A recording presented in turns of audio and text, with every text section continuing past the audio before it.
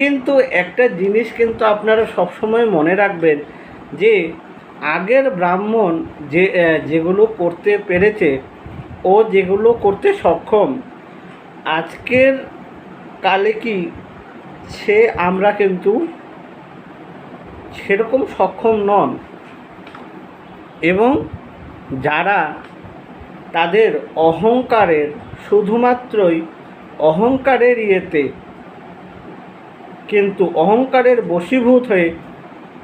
কিন্তু এসব অশাস্ত্রীয় ও অলৌকিক কথার কিন্তু বলে থাকে। আমি কারোর নির্দিষ্ট নাম নিতে চাই, তার জন্য এই নয় যে আমি কাউকে ভয় করি বা কিছু করি, তা আমি বলতে চাই না, কেন কি তাদের নিজস্ব সম্মান আছে এবং তারা গুরু এবং আমারও গুরুজনই হন। তো কিন্তু যেখানে কথা আসছে শাস্ত্রের দিকে, সেখানে আমার কথা বলাটা, আমার তত্ত্ব তুলে ধরাটা অনেক মহত্বপূর্ণ এবং মানুষের জন্য, যারা যারা শাস্ত্রী আছে তাদের জন্য,